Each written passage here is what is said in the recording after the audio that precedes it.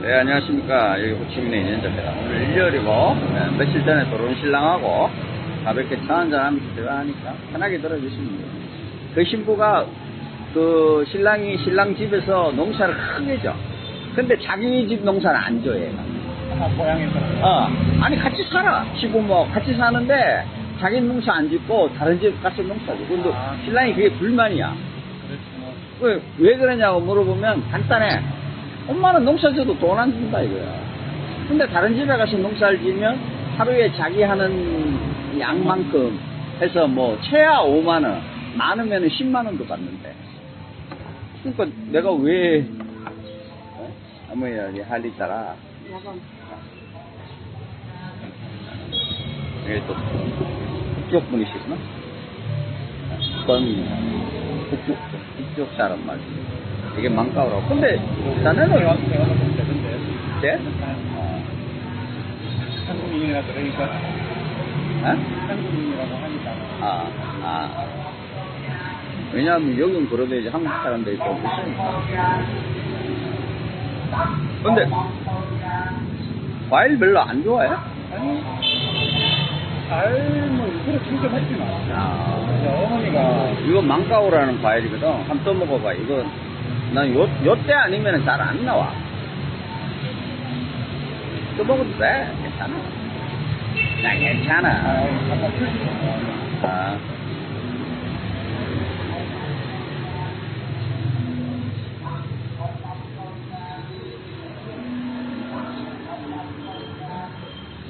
궁금하신 것들이 있으면 물어보시고.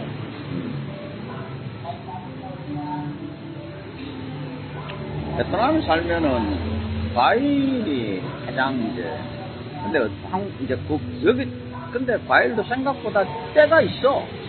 그게 뭐 여기 사슬사슬 나는 게 아니라 요즘 이제 막 한국 사람들이 좋아하는 건 이제 망고스테이크. 자두 많이 여기 가서 맛있어요. 근데 내가 한국에 자두하고 복숭아, 딸기 이런 거 사오라 그래. 자두가 별로 안 다나 보네. 쉬어. 그나마 그래도 지금 이제 그 자두가 이제 북쪽에서 나오는 자두거든.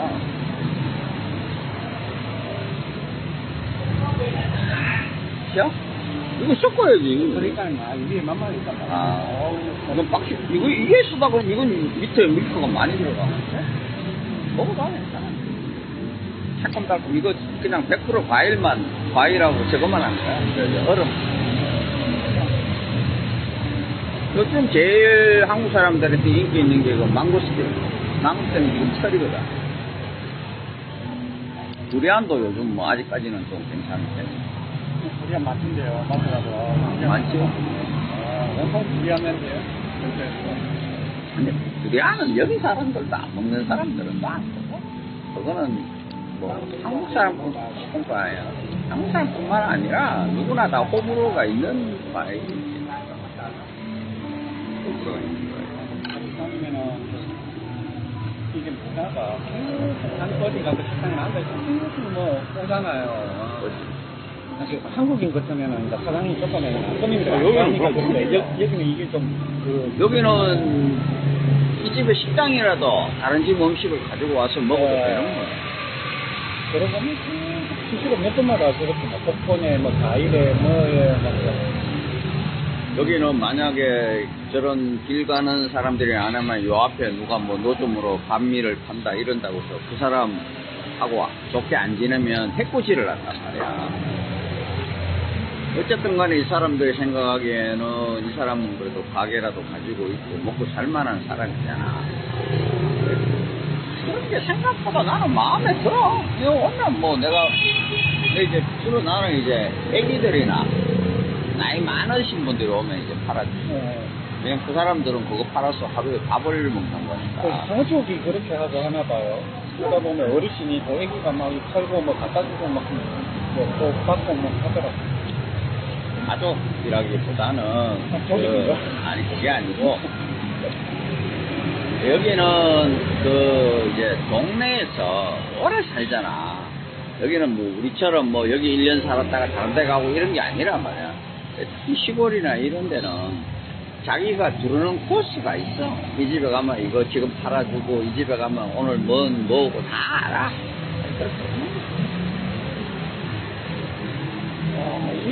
일요일인데 이렇게 바빠요. 어? 일요일인데.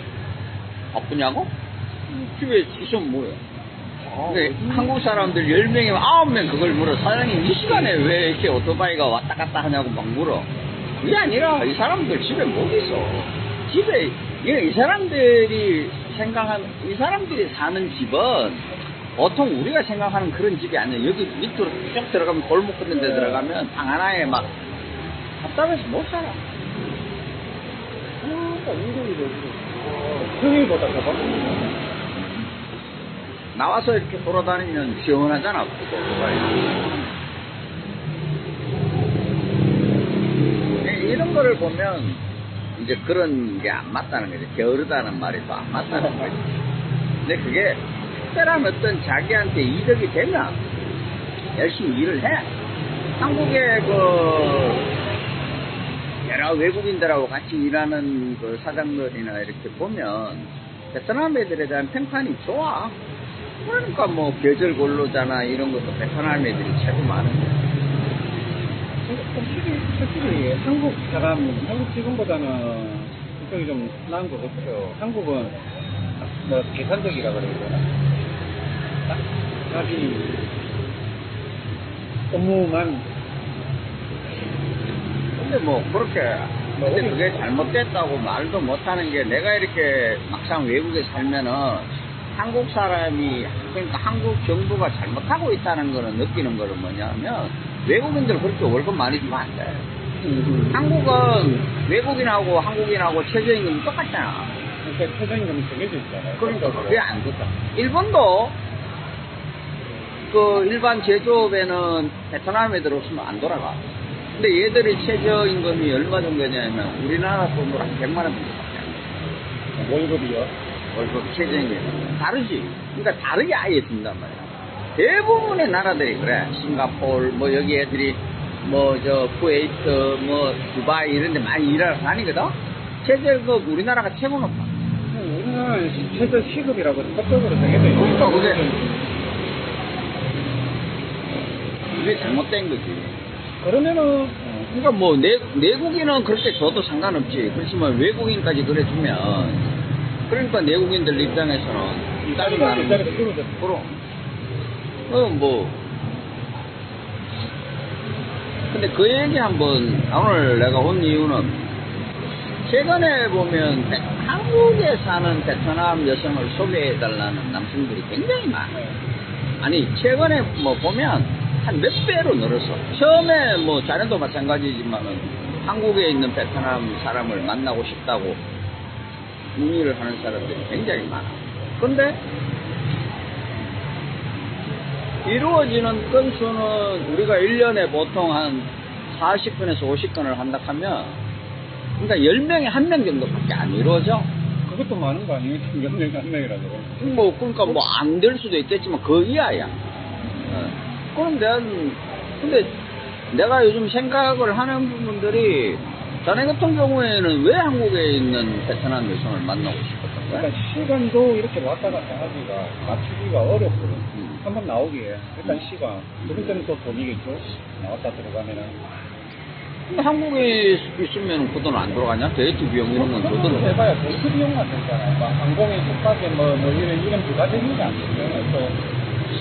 그거는 좀 내가 경험자로서는 그거는 조금 일단 뭐 그렇게 생각할 수는 있겠지. 그러고 이제 시간적인 문제, 경제적인 문제 그 다음에 그게가 가장 크죠. 그리고 그러면 자주 못 본다. 그러니까 이제 쉽게 얘기하면 몇 개월에 한번 볼까 말까. 그러니까 쉽게 얘기하면 한국에 있으면서 보고 싶을 때 보고 싶을 때 보고 뭐 또 한국말도 좀 할 거 없고 뭐 그 다음에 이제 시간적인 문제도 있고 뭐 이런 거지. 주말마다 볼 수도 있고 뭐 멀어도 지역이 멀어도 그렇죠. 이거는 뭐 여기는 주말마다 볼 수도 없고 왔다 갔다. 근데 생각보다 자네도 해봤지만은 안 되잖아. 그 안 되는 그 이유가 뭐라고 생각하는 거야? 그냥 알고 있는 여성은 그냥 한국인이라 봐요. 똑같아요. 그렇지, 생각보다. 그냥 한국인이니까 마인드가 그냥. 그리고 또 하나는 내가 이렇게 보면 이제 자네는 이제 정상적인 이제 초혼자의 뭐 나이는 조금 많지만은 뭐 그렇다고 해서 국제 결혼하는 사람 치고 많이 많다고는 말을 못 하거든. 그러니까 보편적인 조건의 남자야.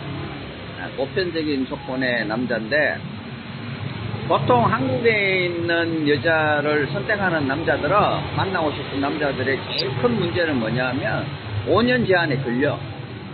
먼저 앞에 이제 베트남 여자나 뭐 다른 외국 여자하고 결혼을 하고 이혼을 해서 그 5년 제한이라는 것도 모르고 있는지도 모르고 결혼하는 남자들이 꽤 많아.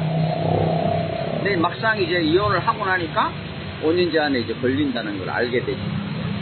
그래서 이제 그런 남자 많고, 또 하나는 이런 말 하면 미안한데 자네가 방금 말했다시피 한국에 있는 베트남 여자는 거의 한국 여자랑 생각하는 모든 게 비슷하잖아. 근데 한국에 있는 베트남 여자를 만나려고 하는 남자는 보통 베트남에 올 수 있는 남자보다 조건이 안 좋아. 나이 많고 돈도 없고 막 이런 남자들이 많아.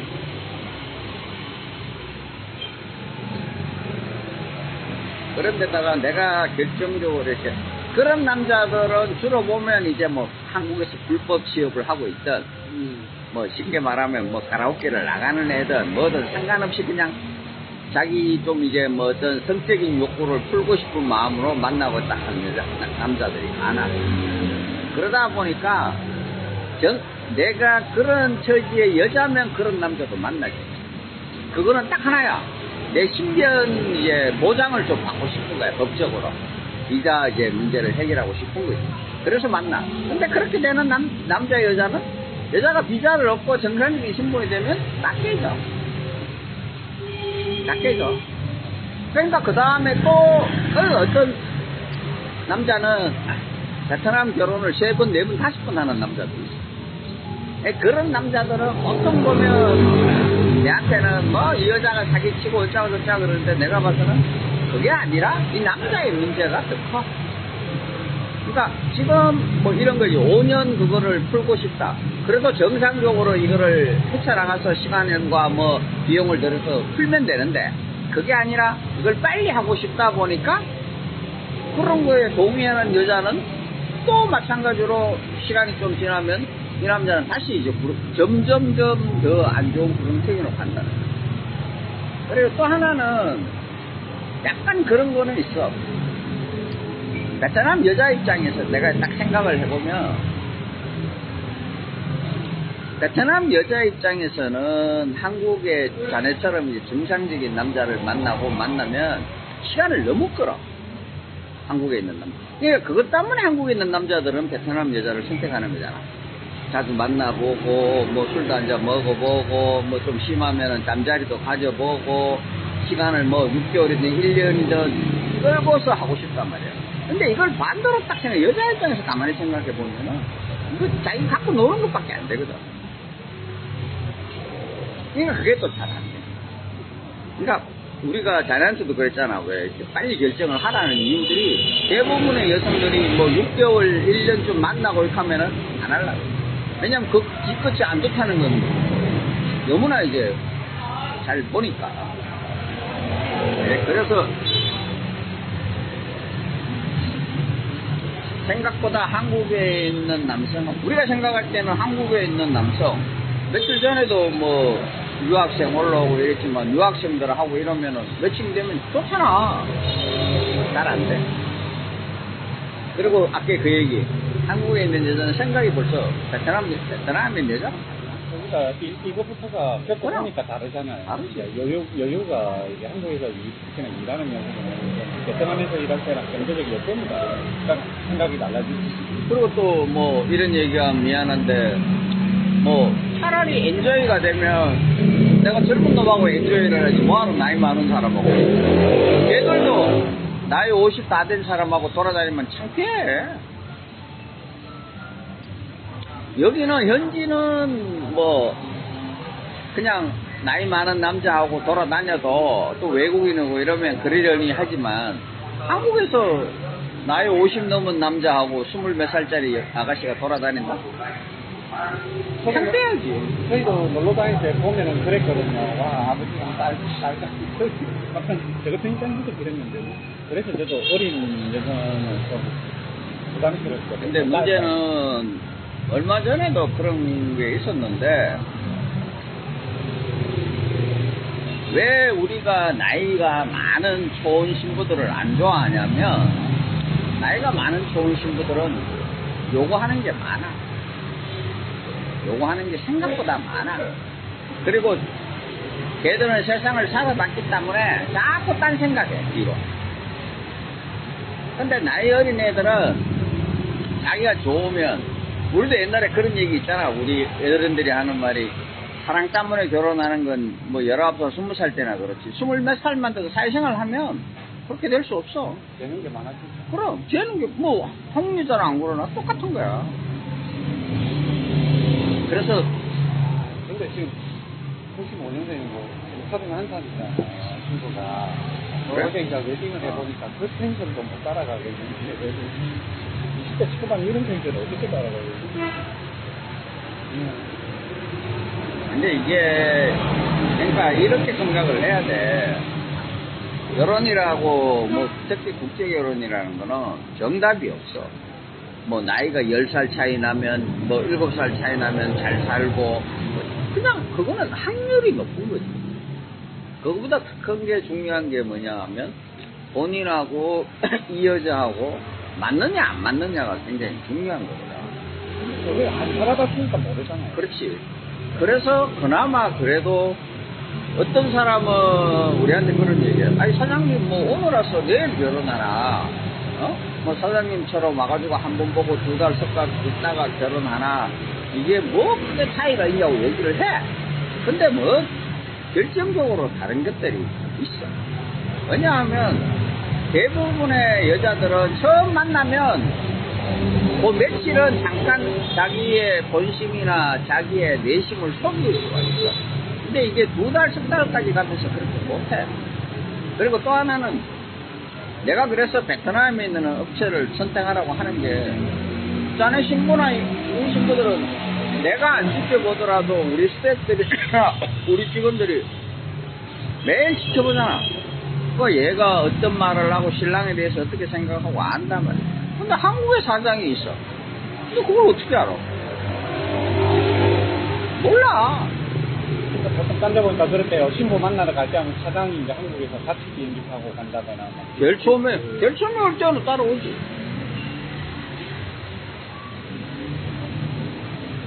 근데 그것도 뭐 알고 보면 그 비행기 값을 뭐 사장이 내는 거냐? 신랑이 내는 거잖아. 아, 요즘 비행기 값은 비싸요. 많이 비싸지. 친구도 지금 어딘가 그제 비행기표를 예약했다더라고요. 어떻게 우연히 친구랑 연락하다가 친한 친구인데 근처에 사는 이제 옆 동네에 사는 근데 자기가 부모님이 한국에서 이제 하우스 농사를 하시거든요. 알기하고 막 하셔서 그래. 오시는 뭐 한국에 시집 온 여성분이 이제 그 하우스에 일하고 막 이렇게 도와주다가 아는 뭐 바쁜 여동생을 소개해줬다고 하고 하루 6일날 비행기표 예약하고 9일날 귀국으로 급하게 됐더라고요. 그 센터에. 제가 이번에 들어올 때 같은 비행기로 들어왔대요. 아, 그 네, 여자분은? 제가 들어올 때, 네, 그 여자분이 같은 비행기로 들어왔대요. 그냥 귀국하면서 공항 사진을 보내줬더니, 니 갔냐? 하대. 내 여자친구도 그 비행기 타고 갔는데. 와, 깜짝은 그래도 10minute 가깝거든요. 근데 비행기가 없잖아. 건터는 비행기가 없어. 너무 가깝기 때문에 비행기를 안 타, 못 타. 여기는 뭐 신기해. 긴장은 비행기 있어. 그래요? 있는데 긴장. 비행기를 타고 가서 어쩌고 저쩌고. 왜냐하면 친구들이 박리오도 비행장이 있고 까마오도 비행장이 있어. 있는데 국내선이. 내리면 거기서 또 신부시까지 가는데 또 오래 걸리는 게. 그래서 차라리 이제 차를 타고 가는 게. 요즘 그러니까 이제 계절 근로자분들하고 하시는 분들이 계시는데, 이것도 업체에서는 그런 얘기를 잘 안 해줄 거야. 한국에서 먼저 하는 순간 큰일 나. 그리고 두 번째, 계절 근로자라고 해서 한국어를 안 배워도 되는 게 아니야. 계절 근로자는 1년이 지나야 한국어 교육이 면제가 되거든. 면제가 면제가. 1년이라는 게 근로를 했을 때 그렇지, 한국에 거주한 게 1년이 이상 돼야 거주만 되는 거예요. 거주면 되는 거예요. 거주도 되고 뭐 일하는 거는 상관이 없지. 근데 계절 근로자들은 길어야 8개월이란 말이야. 그러면 안 돼, 이게. 근데 한국에서 쉽게 말해서 저게 안 돼. 그러니까 뭐라 그러지? 거주 자격 비자 변경이 안 돼. 그럼 다시 베트남에 와야 돼, 그 사람. 그래서 제가 올 때 그 여자가 비자 만료로 왔다더라고요. 그러니까 그렇게 알고 하면은 다행인데, 그걸 모르는 사람들은 어떻게 생각하냐면, 계절 근로자 와서 한국에 있으니까 한국에서 뭐 비자 변경하면 되겠지, 이렇게 생각해서 한국에서 먼저 혼인신고 하시는 분들이 계셔. 안 돼, 그거. 네, 혼인신고하면 비자 연장이 되겠지만 안 돼. 그게 안 돼. 베트남에서 혼인신고도 한국에서 안 하면은 당연히 못 오지. 미혼인 거잖아. 그렇지. 한국에서는. 그나마 이제 우리는 얼마 전에도 뭐 내한테 사장님 뭐 한국에서 혼인신고하고 한 번에 들어가서 하고 들어오면 안 되냐고 그러길래 안 될 거야 없는데, 그 다음에 일어나는 일에 대해서 한국 뭐 회사에다가 책임을 묻지 마시라고 나는 내가 분명히 할 거는 얘기를 해.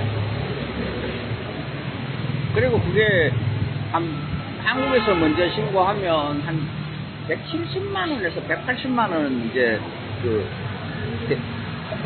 행정사 비용하고 이제 뭐 행정사 비용은 뭐 한 30만 원 들어갈 거고, 한 150만 원이 이제 한국에 있는 주한 베트남 대사관에 이제 거기서 업무 처리 비용.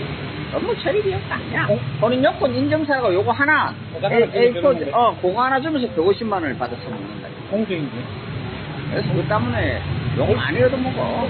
한국에 있는 원래 법무사나 법무부 대리인도 다 그거잖아요. 공증 하나로도 막. 근데 그 사람들은 받아봐야 몇만 원인데 150이라는 건 적은 돈이 아니야. 그래 최근에는 한국에 먼저 혼인신고하는 그 업체들은 굉장히 적어. 그냥 그 비용이면 한번 베트남에 왔다 신고 얼굴이라도 보고 가는 거. 그리고 또 어차피 그 신부들이 이제 뭐라 그러지? 이제 집에서 보통 요즘은 이제 초혼자들은 집에서 결혼을 한단 말이야. 그러면 이제 2번 들어와야 되냐. 그럼 굳이 뭐 혼인신고를 한국에 먼저 할 이유가 없지. 그리고 혼인신고 한 다음에 깨지는 커플이 생각보다 많아. 한국에서 혼인신고하고 깨지면 이제 이혼도 신랑 혼자 해야 돼. 그거 6개월 보통 걸리거든. 그것도 또 한 2, 300 들어야 돼. 뭐하러 그럴까?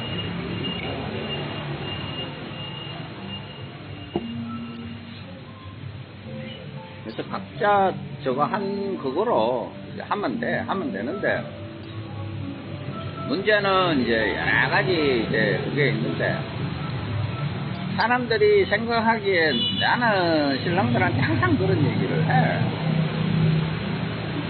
돈 아끼려고 뭐든지 이렇게 막 서둘러서 하게 되면 실제로 보면은 나중에는 돈은 돈대로 더 들고 잘 안 돼. 그럴 바엔 차라리 안 하는 게 나아.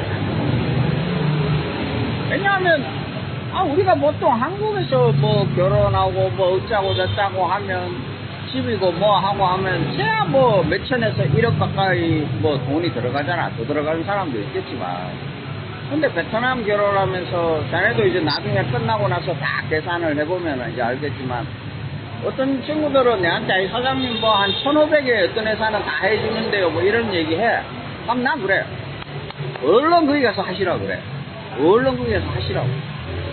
1,500이 끝나는 데가 없어. 기본적으로 최하 2,500에서 3,000원 들어가. 특히 결혼식을 하게 되면. 거기서 좀 더 쓴다 이러면은, 얼마 전인가 한 회사 내가 얘기를 해보니까 한 6천만 원 들어가더라고. 거기는 결혼식 비용까지 다 하면. 거기 가면 최고 비싸. 그런데도 신랑 많이 와. 이게 왜 그러냐면 이런 거야. 6천이 들어가면 6천을 내가 부담해 할 수 있을 능력의 신랑들이잖아. 내가 땡빛내가 6천 들어가지고 결혼하지는 않잖아. 그러면은 보통의 국제 결혼하는 신랑보다는 한 단계 높다고 생각을 해. 그 수준이, 뭐 우리가 점수를 매기진 않지만 그 수준이 한 단계 높다. 그러면 신부들이 그걸 이제 쭉 신랑들이 이제 그걸 프로필을 주잖아. 요즘에 베트남에 그런 거 있어. 그 저기 한국 신랑들 요번 주에 들어오는 신랑들 요번 주에 15명인가 들어온대. 한국 신랑들이. 여기저기. 근데 그걸 한데 모아가지고 신랑들 프로필을 딱 올려주는 데가 있어. 다 정리해가지고. 그러면 이제 그 신부들이 보면 얼마나 좋아. 어떻게 그걸 아는 왜냐하면 내가 얘기했잖아. 왜 몰라. 내가 한국의 A라는 업체야.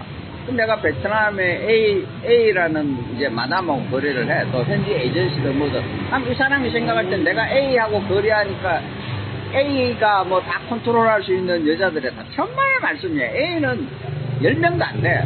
나머지 이제 보통 여기 한 번 오면 한 30에서 많이 보면 한 50명 뭐거든?